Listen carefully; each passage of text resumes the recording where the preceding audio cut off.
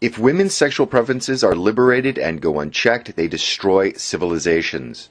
If women are allowed to choose, harems form.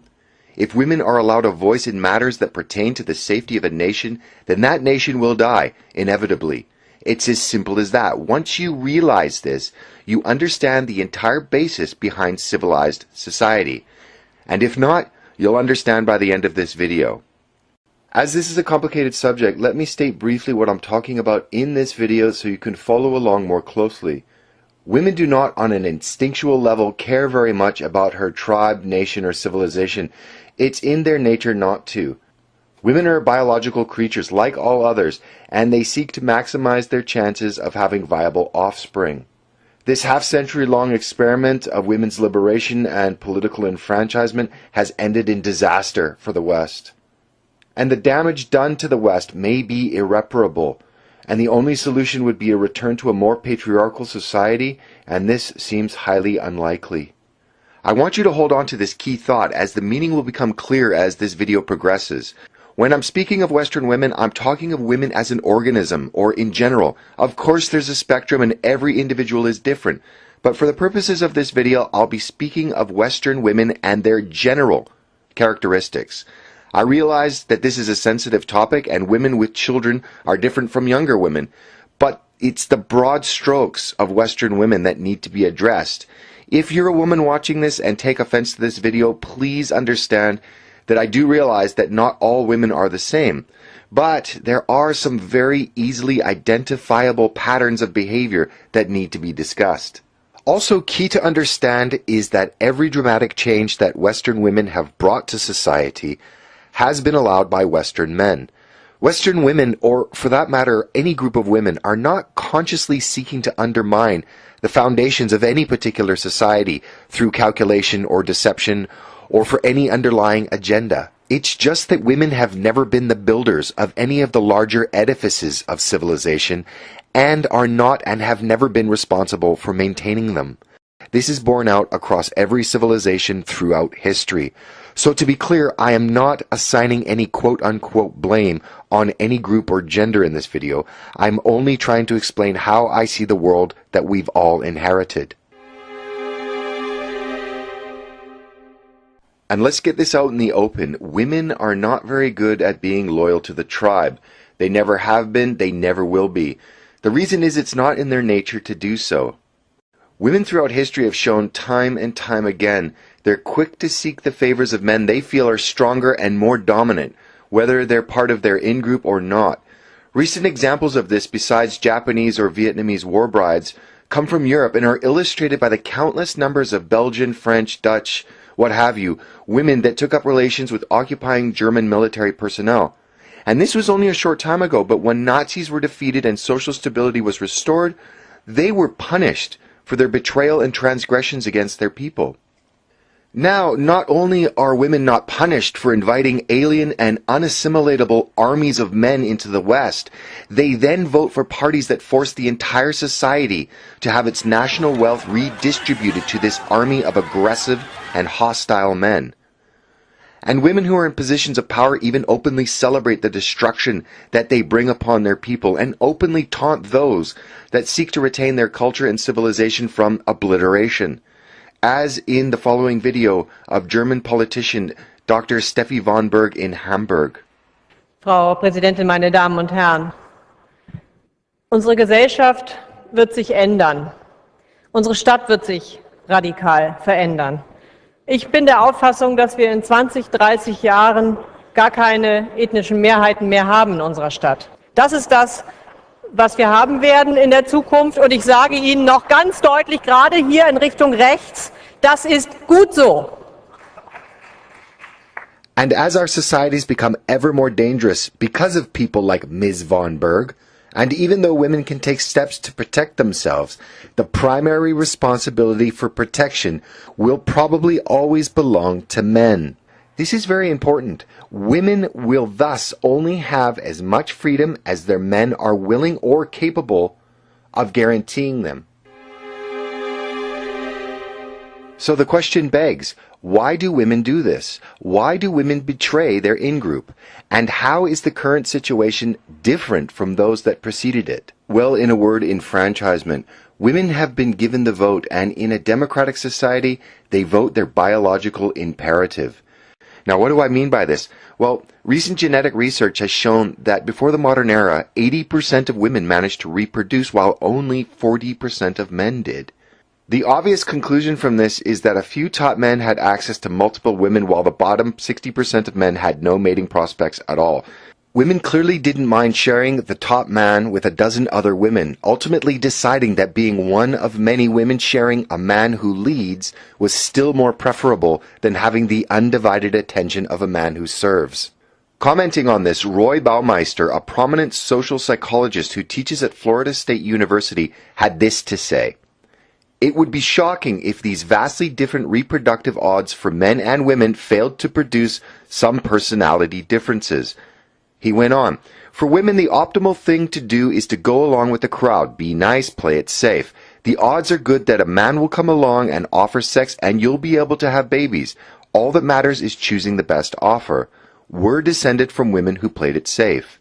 For men, the outlook was radically different. If you go along with the crowd and play it safe, the odds are you won't have children. Most men who ever lived did not have any descendants who are alive today.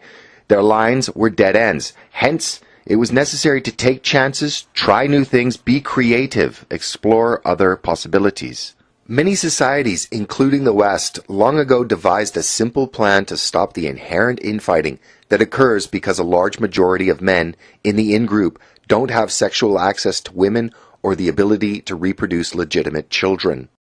The entire basis of Western society was the male agreement to keep only one woman in public, so that every male has near equal chance at reproduction.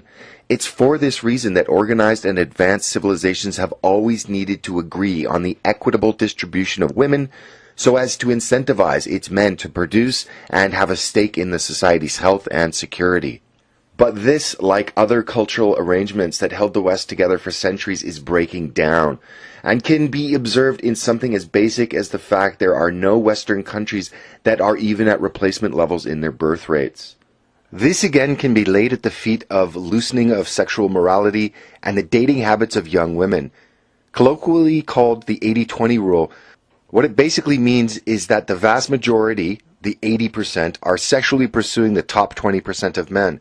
This is highly damaging to the formation of monogamous couples and the successful formation of families, and the children that will be the next generation of any given country. And we'll be talking about this more later in the video, but if you're interested, see Google for more information on this. Also, one thing to understand is that female psychology has always been about adaptation. In our tribal past, if women of conquered tribes didn't submit to their new masters, they faced death along with their husbands, brothers, sons, fathers. Even today, many women seek out aggressive men, whether consciously or not, as it seems that this psychology has been ground into women after countless years of our species' evolution. That means criminals, gangsters, and mass murderers are always going to be more attractive to women than hard-working, honest men. They always have been, they always will be. Think of how many women throw themselves at drug dealers versus, for example, math teachers. Sexual attraction is based on this reality for many women, regardless of whether they admit it or not. And the feminization of men in the West, adhering to the repetitive and decades-long diatribe that vilifies anything and all things masculine, are no longer, for many women, attractive potential mates.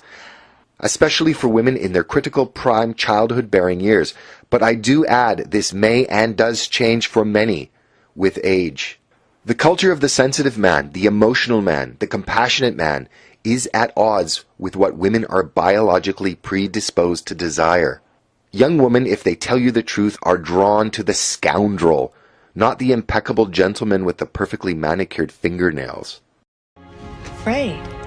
You're trembling. I'm not trembling.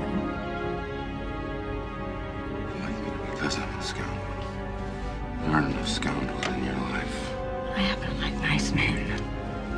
Nice man. Very nice.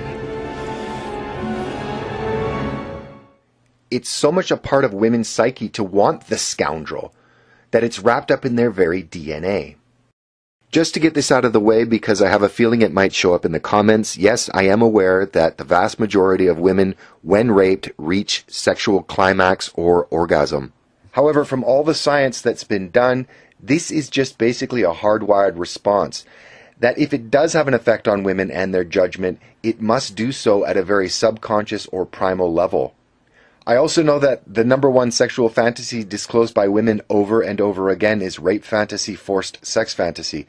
But fantasy and reality are two different things.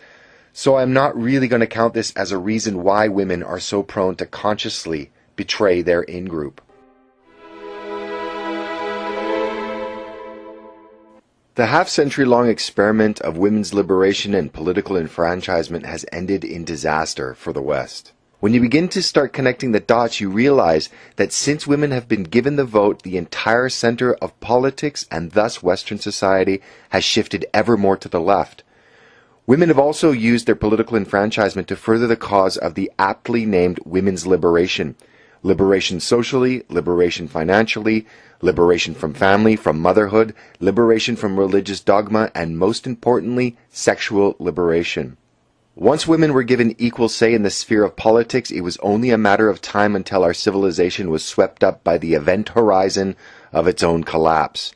All kinds of studies have been done on this subject, as this one from Columbia University, and they all, without exception, note that as women become more, quote-unquote, emancipated, the decline of the family is further accelerated.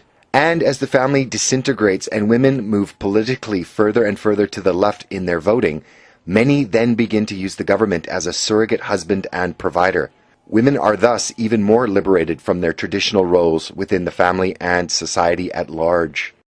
In one of the most comprehensive studies of civilizational decline, J.D. Unwin postulates in his book, Sex and Culture, written in 1934, that the main driver for the rise of a civilization is the degree of chastity of the said civilization's women. Unwin, a British social anthropologist at Oxford and Cambridge universities, studied 86 different cultures through 5,000 years of history and found a positive correlation between the cultural achievement of a people and the sexual restraint they observed. Unwin's impetus for the project was to test the Freudian theory that civilizational progress was the product of repressed sexuality. He found that discipline in sexual matters appropriated social energy to more civilizational ends. It's very complicated, but for Unwin, the fabric of society was primarily sexual, and heterosexual monogamy was the optimal arrangement for the planning, building, protecting, and nurturing of the family. If enough heterosexual partners made a monogamous commitment, civilizational energy was directed toward promoting the finest societal foundation possible. Without exception, each civilization he studied allowed its success to alter its moral code. According to Unwin, after a nation becomes increasingly liberal with regards to its sexual morality, it loses its cohesion, its impetus, and its purpose. From a chaste moral code, societies gain what he called expansive energy, and this energy allowed these cultures to expand into other weaker cultures. Now, when you compare the modern Western world with the Islamic one, you see exactly the results that Unwin's theory would predict. By allowing women to fuck freely, the West has de facto entered a matriarchy that disincentivizes young men. Islam, on the other hand, keeps their women chaste, and their expansive energy, as Unwin's theory predicts, is manifested in what we're observing today. The Islamic culture is the one who's expanding into the West, and it was only recently that the West was able to dominate all other cultures on the planet. Ultimately, each civilization became less cohesive, less aggressive, and less resolute. Civilizations in this liminal phase then collapsed from either A, an internal anarchic revolution, or B, conquest by invaders with greater social energy. Terrifyingly, Unwin also noted that there was no case in any of the studies he'd made in which a culture managed to restrict the sexual freedom of women once they'd been loosened. A feminist society and future is an oxymoron, as it's unsustainable in the long run. Based just on past history, a civilization that embraces feminist values will cease to exist in a very short time. This is why we've never seen a feminist civilization aside from very short spans at the end of great empires. The signs of decline are already observable. While many countries are sliding into social decline, the canary in the coal mine is the self-described humanitarian superpower that pursues a feminist foreign policy. When looking at Sweden, it's one of the most gender-equal countries on earth. And while they've become the rape capital of Europe, they're flushing their culture and country down the toilet and pressing forward in their civilizational suicide at an ever-accelerating pace. The total and complete feminization of Sweden and its men have allowed their women to invite their country's own destruction through the importation of millions of unassimilatable and aggressive people from completely alien cultures. Not only are they borrowing money to fund the colonization of their country, but they are now even creating gender imbalances that will have severe and lasting repercussions on their society's future. And they await their doom with smiles of tolerance and passivity, calm as Hindu cows. Looking again at Unwin's work, he leaves us with a stark dilemma. It may not be possible to save the West. According to his model, this process is irreversible, and the only way to do so would be to restrict the sexual freedom of Western women and move back to a more patriarchal society. And as things stand, this is probably an impossibility. So, instead of having it all, Western women risk losing everything. What are liberal feminists going to do when faced with aggressive gangs of migrants bent on theft and sexual violence? Burn their bras and throw a pocket edition of Cunt, a Declaration of Independence, at them? The violence now being directed toward Western women in their own countries is undeniable proof of the breakdown of the leftist utopian ideals for society. The million migrants that have already arrived and the millions on their way already understand that the West is a toothless civilization ripe for plunder.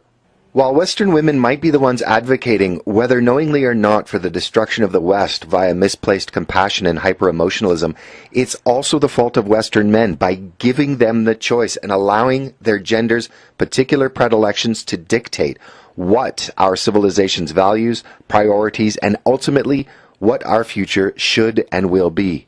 And maybe Unwin is right. Maybe there is no peaceful way to resolve this crisis of our civilization. Our feminized society hasn't built an equality rainbow that'll usher the West into a nirvana of peace and security based on mutual respect and tolerance. No, it has succeeded in paving the way for the takeover and Islamization of the West. Ironically, it'll be feminine tendencies and policies that rule our society, if not kept in check, that will bring down the more gender-inclusive states of the West and replace them with the tribalism of Africa and the Middle East and the hypermasculinity of Islam. You can have a feminized society, but it won't survive Islam. And here's the crimson red pill of this video. Western men have given Western women freedom of will and choice in their own society. And Western women are now choosing who will take it away from them. If this kind of material resonates with you, please click like, and even better, if you'd like to see more of this kind of material, please click the subscribe button.